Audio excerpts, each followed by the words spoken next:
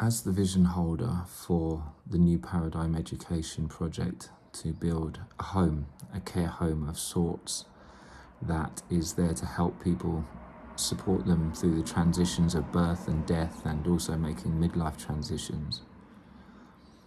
As the vision holder, it's very important that I build a team of people who are aligned along some really profound aspects, because without real alignment amongst a group of people who are living and working together, conflict is not just inevitable but likely to be insurmountable. Now, I've studied communities a lot, and there are three things that tend to destroy communities: a lack of overarching philosophical framework, disagreements around money, and disagreements around sexuality. They are the three primary causes for the dissolution of communities. And the first is usually dealt with, like the communities that manage to resist breaking down due to a lack of overarching framework, tend to be religious communities. Buddhist communities, Christian communities, they tend to endure the longest because there's an alignment in philosophical belief and outlook, and that brings people together, and it enables them to contextualize the differences that they have between them. Another one is to do with money, and that's because, and basically where people live and work together, and there's actually a shared need to make money together, rather than everybody kind of just having to look out for themselves. That brings people together. It doesn't mean that they have to all do all of their work together, but it's about transparency and a shared set of expectations about the distribution of money coming into a community. And then thirdly, about sexuality, a religious community usually has very strong guidelines about monogamy, and it's not that that's going to be, that has to be the way that it is solved, but it needs to be clear from the outset what the nature of relationships are. Now, there are a host of other things that I think can also really help to generate alignment amongst a group of people who are going to be living and working together. One of them that has really become apparent in recent years relates to nutrition. Now, it's become really common and widely accepted that people can be vegan or vegetarian or meat eaters or carnivores even, or omnivorous, and this this acceptance of people's different dietary preferences I celebrate in the wider course of wider society. But for me, in the community that I'm going to live in, I think that it is actually a real bone of contention that leads to a lot of extra work, and if not just extra work, disagreement and division ultimately. If you have one kitchen that has to provide meals for all the people living and working together, and you have to, for every meal, provide a vegetarian option, a vegan option, and a meat-eating option, and a carnivore option, that is 4 times the amount of work for the kitchen. So I think that it's best to dispense with that and find a group of people who are actually aligned on what they like to live and eat together. One of the pleasures of living in a commune that I've experienced is the fact that when meals are prepared communally, it diminishes the amount of work you do enormously. I lived with 5 or 6 people for a period of time where everybody cooked a different meal each day, and one communal meal was cooked each day by a different person, and it was a revelation to me, who had been a father in a family that had been cooking meals every day for the whole family, to suddenly find myself in a situation where one night a week I had to cook the rest of the time I was looked after. I could just hear someone go, yeah, and be able to come down and eat a meal that was prepared for me. It was a revelation. It created so much more time in my life for other kinds of productivity.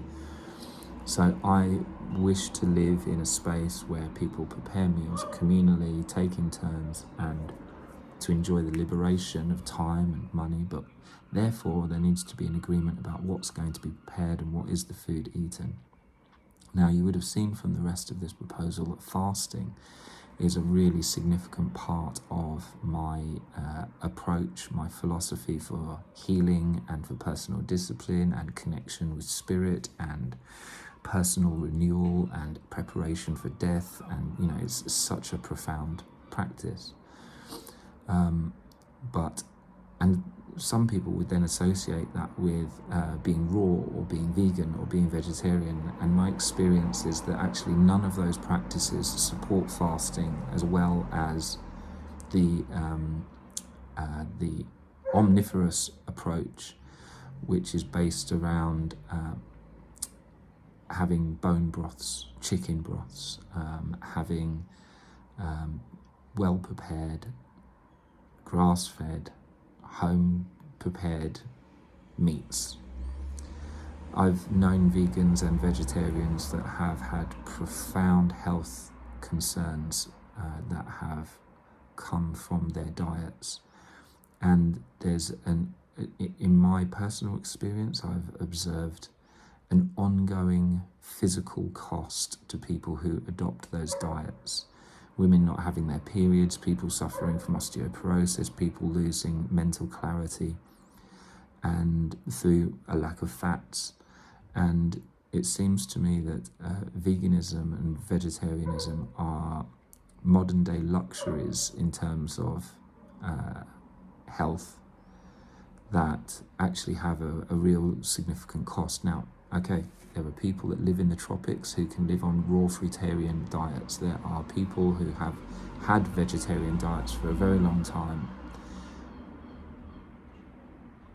I think these are exceptional cases where people have had access to really amazing qualities of food, that they're living an absolutely, So I'm not going to say that it's impossible, but to me, from my own experience, it seems that people who have omnivorous diets of really good quality food, full of stocks and stuff, have the greatest health outcomes. So that's what I personally practice, and that's why I'm seeking people to actually, people who share a similar outlook on food and diet.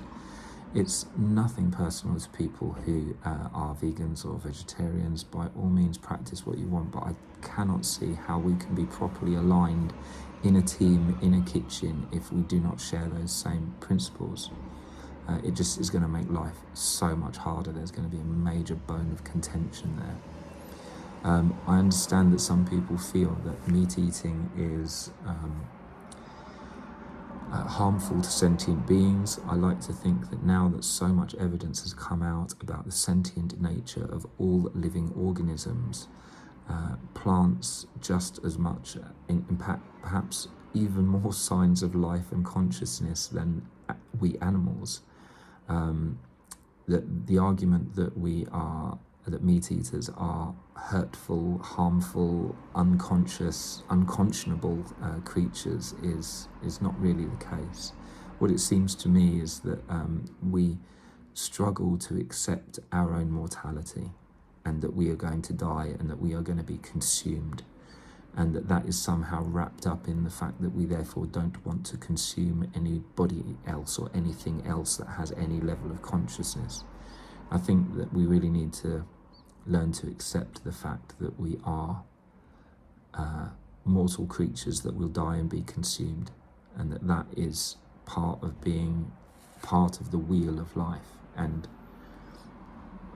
to me, I don't need much proof in terms of what tribal cultures have done around the world in terms of the integration of animals into their diets. I've come from a long line of omnivores, and I think it would be foolish to disregard the wisdom in terms of their bodily health and their regular practices to to not follow the example they set. You know, if I'm the child of survivors of survivors of survivors, well, they survived through being omnivores, and therefore in my bloodline it seems like the practice to go with. So I wanted to speak about this because food is just such a powerful thing. People eat together multiple times a day, if not per week, and it's just good if everyone is aligned on that respect. I've come to see great wisdom in the GAPS approach to eating, and therefore I would like to see that as the core of what happens in the kitchen at home. It's a practice where you regularly have bone broth and chicken stocks. You get lots of fats and oils and basically avoid grains as much as possible. Now, I'm someone who always breaks the rules. I've never been very good at being 100% disciplined. I think that rules are great guidelines, but they need to be flexible too. And I love bread. I find it very difficult to imagine never having bread, but I would like to live in a place where grains aren't constantly under my nose. You know, I love eating bread, but I don't want to be surrounded by bread all the time because I will eat it and it's deleterious for my health. So I really want to live somewhere where basically there's no refined flour products around most of the time. Have I got anything more to say about food? It's a major bone of contention. The overarching framework that I spoke about relates to a lifelong commitment to learning and an appreciation for the existence of the soul. I think it has to be a spiritual community. I've got great respect for atheists. I myself was an atheist, so I don't like to think that an atheist would be excluded because I see it as a process. I only ceased being an atheist when I had an out-of-body experience that was so profound it showed me that explaining who I was in the absence of a spirit or a soul was not really possible. So if there's an atheist who is sufficiently open-minded as to realize that there is a mystery beyond what we are able to explain, and I suppose that's really the essence. It's not about spirituality, it's about mystery. It's about realizing, no matter what our current beliefs are, that we are embedded in a mystery that goes way beyond what is explicable through any linguistic or diagrammatical means.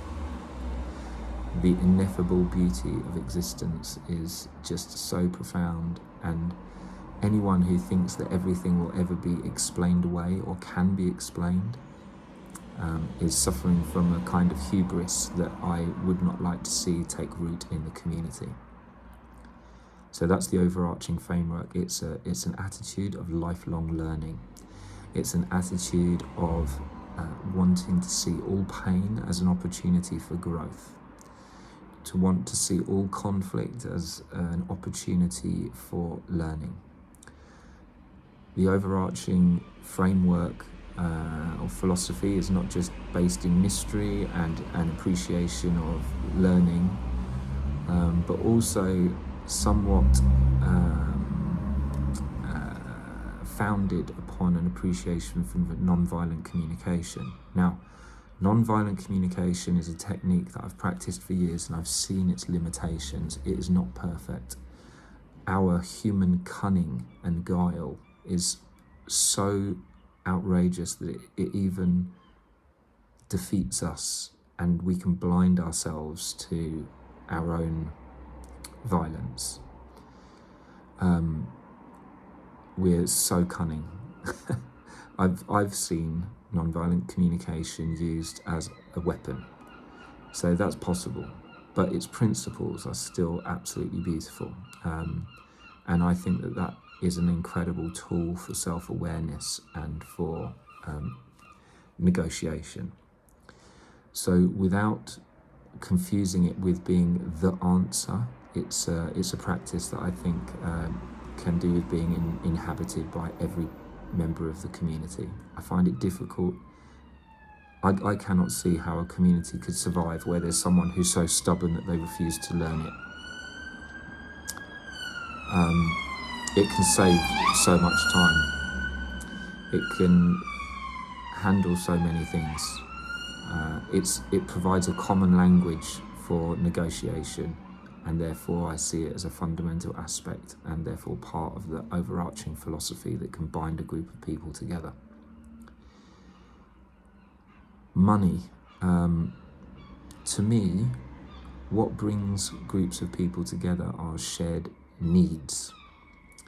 When we have needs that we must meet in harmony with other people, that bonds people together. I've lived in a community where everybody was responsible for making their own money separately, and I experienced it as a condensed form of the malady that I consider to be the cult of normality. The myth of independence that we have been sold over the last 100 years or so, where everybody must look out for themselves financially, means that people have to meet their own needs first to survive, regardless of what else is going on in the community. And it extracts money from inside the community outside of it. So for me, I cannot see how the community that I want to live in can function effectively without there being a shared business. Now, this doesn't mean that everybody has to do all of their work together, but that everybody there is involved in the same project, that there is a shared revenue that comes from living and working together. And I also think it's really important that the community is a business in itself. It has to have some means of generating finance so that it has some longevity, so that it has some function in the world, that it meets so specifically that it's valued by the external world. It's not enough to become a total island. One has to integrate into society as a whole in some form or another, and I think it's good to do that by providing a service or a product that everybody can benefit from, not just the people in the community, but through working together on that project that creates a shared need for revenue that everybody benefits from. Sexually speaking, one of my great inspirations was a community called Tamera. They are based in Portugal. It's the third or fourth incarnation of a community that was initiated in Germany in the 60s. They've been through a few different places, and they've now been settled on some land in Portugal for the last, must be nearly 30 years now. They have regenerated an arid piece of one could almost have thought of it as wasteland, and it's now full of lakes and generating food, and they've grown from being about 12 people to being way over 150. There are things that I don't like about the community, but my experiences of living there were profound and very inspiring. They have got where they have got through extreme discipline and hard work, that it's difficult to disassociate from them being German, because they turn up for meetings on time and they work with incredible discipline, and they have produced an enormous amount. Sexually, that was at the core of their community experiment. They've always contextualized their community as an expression of, as an experiment to see whether or not it's possible for humans to live peacefully together. And so far, so good, I would say.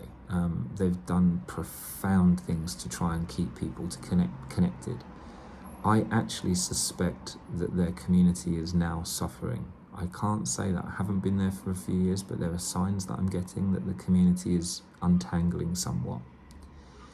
This is where I think the retribalized movement, focusing on the use of the word tribes, is really powerful, because one of the things that I've learnt about community. This comes from M. Scott Peck and his book A Different Drum, is that community, we think we can build community, that we can start a community, we can initiate a community, and he asserts that all of those statements are false, because community is a feeling, it is a state of grace when people feel extremely connected. We are lucky to feel a sense of community arise amongst a group of people. It's a blessing. It's like falling in love. It is a form of communal falling in love. And it comes and it lasts, and there's a honeymoon period, but it dissipates. And that's when real work is required in order to sustain that feeling of community. That's where people who are wholeheartedly invested in going deep into their own psychology, into examining conflict, working hard to meet their needs, that's where, serious work is required. And so I think it's good to not think that we can build community, but we can build a tribe, and then with luck, God willing, we will be blessed by a feeling of community. And then it's a question of whether or not that can be sustained. Are we ready to put in the work to actually create the conditions for that community to be, that feeling of community to be sustained? So then my final thoughts about sexuality is that Tamara, their experiment was based in the idea that the relationships between men and women have become extremely confused, and they explored polyamory. And what's interesting is, having pursued that experiment diligently for many years, and by the way, it wasn't some unthinking polyamory. They had workshops about it all the time to combat the feelings of jealousy that arose, to examine where they come from, to see what they could do to heal that. And interestingly, as the experiment has continued, more and more people have tended towards monogamy. And they've now included that as part of their experiment. There are couples who are in this polyamorous environment that commit to monogamy. And what's interesting is that, after the 60s, we realized that we had all of these ideas about what was the proper way of having relationships that were thrown to the wall, and people just threw everything out and said, well, let's experiment, let's see what's going on. But what's interesting is, to me, from the outside, it seems like there's a certain wisdom in monogamy that helps communities to be stable and removes a lot of the pain and anguish that goes along with the jealousy and the hurt of people exploring polyamorously. I'm someone who's always enjoyed sensuality, and I feel sad to think that all expressions of love, physical love, that all expressions of, to me it seems that humans have a need to touch and be touched, that it's beautiful and thrilling. But I also see that we need stability, and that a huge amount of emotion and energy is dissipated, wasted through people hurting around what can sometimes appear like wanton expressions of desire. So I don't feel like I've got all the answers with this.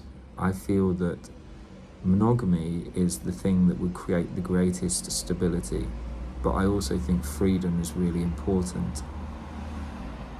So the way that Tamara has achieved this is by realizing that, in a sense, nothing is private, that what goes on between couples affects the whole community, that what goes on between individuals affects the whole community. And one can't just meet one's own sexual needs without sometimes that causing a lot of pain to other people.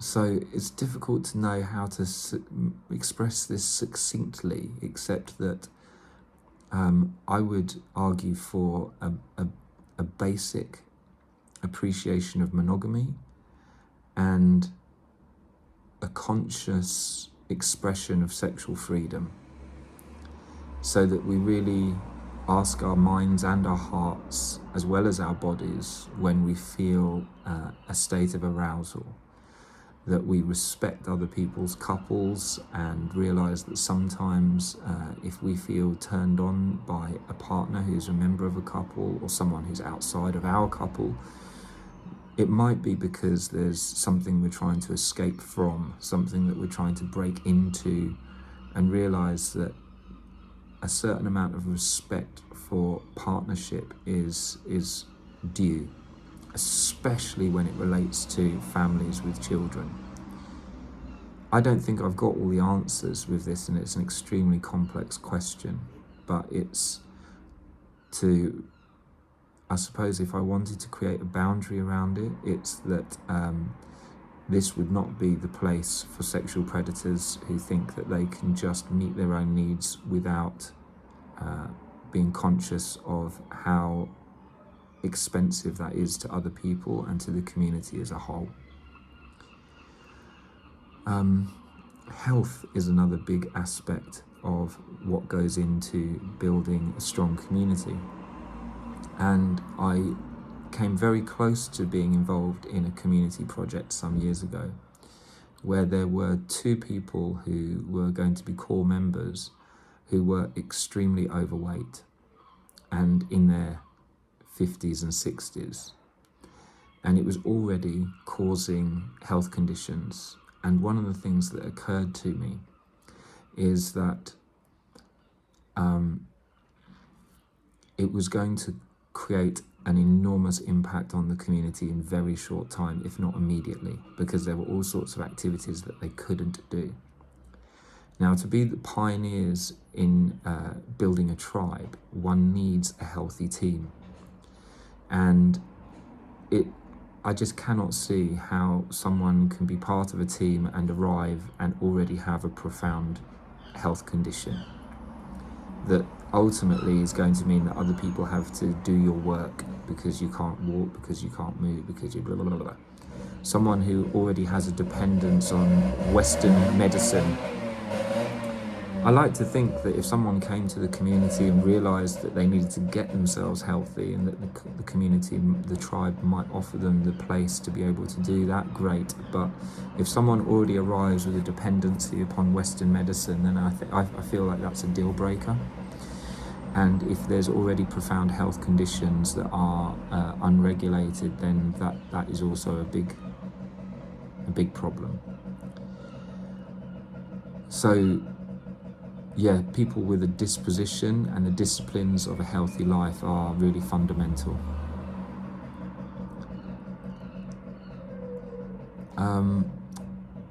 An attitude towards music is also something important. I believe village dances were what they were for tribes going back through time because everybody was participating either by stomping or clapping or singing. And that is not okay to have a spectator attitude. Music and the joy of a community must be generated collectively. And it doesn't matter if you're not a musician, you can still clap your hands and stamp your feet. You still have a voice. And if we listen to the tribal music of people from all over the world, one can hear that not everybody has a perfect pitch kind of voice, but the music is beautiful because of everybody singing with heart. That is the primary concern, giving yourself over with heart, with your voice.